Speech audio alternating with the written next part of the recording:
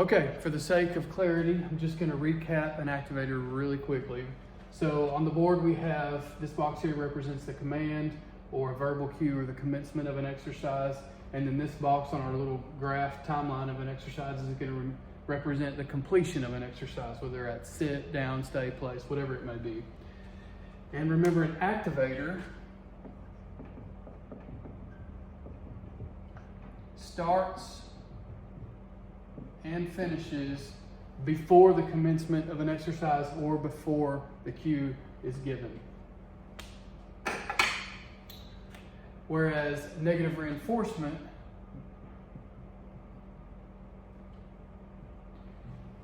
the commencement of negative reinforcement, so the start of negative reinforcement when it's applied can be before the cue is given or before the commencement of an exercise, right?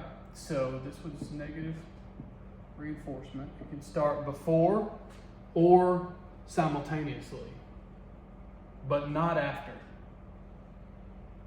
Negative reinforcement does take place after, but it does not start after. So negative reinforcement actually goes all the way to the completion of the exercise, right?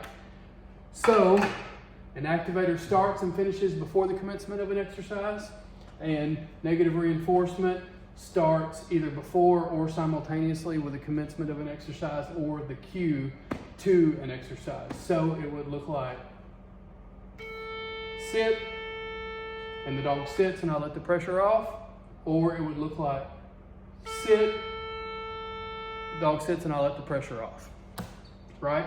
So it's at this point that we actually enter like I said before, we enter the training pyramid. So this negative reinforcement pyramid kind of graph, we're just going to transfer into the learning level of the pyramid, which is the bottom phase. So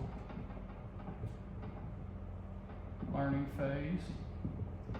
And this is what, even if your dog already knows exercises, we're not necessarily teaching a dog a new exercise, but we are teaching a dog that we require an exercise. So the dog is learning that an exercise is required. The dog is learning how to turn off pressure, all of the above in the learning phase of the negative reinforcement pyramid or the Napopo pyramid.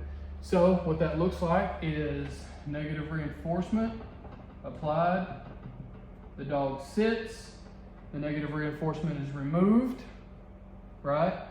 And that's a positive feeling. So, again, negative reinforcement starts before or simultaneously with the cue and then the pressure of it remains on until the completion of the command. So, on the graph, again, negative reinforcement can start either before or during sit.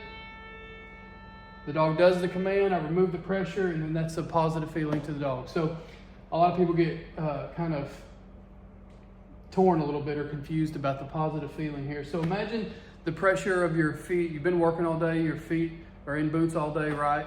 And you don't even realize there's pressure there. You get home and you take your shoes off and then it feels good. Your feet kind of go back to normality.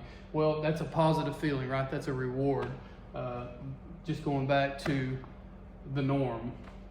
So that's negative reinforcement. I want to show a few videos of complete negative reinforcement where pressure is applied either simultaneously or before the command or commencement of an exercise, and it's not relieved until the completion of the exercise. One thing to remember, and you must remember this, is that in the learning phase of negative reinforcement or Napopo, it's imperative that the pressure of negative reinforcement is applied to every single command.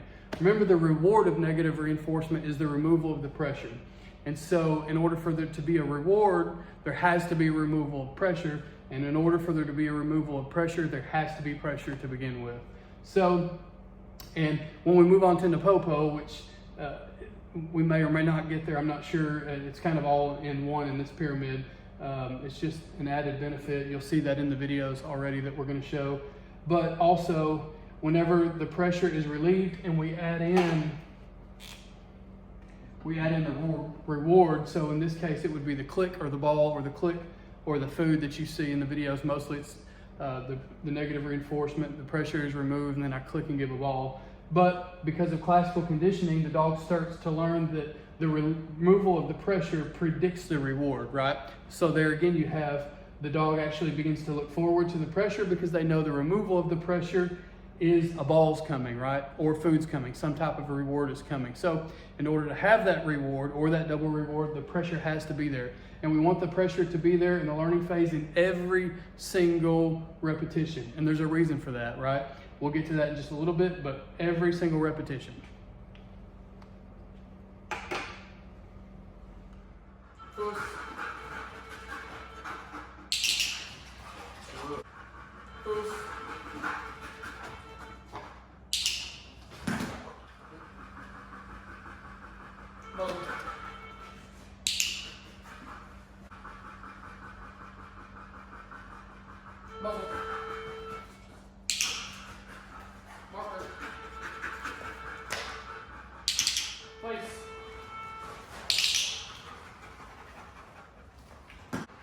Place.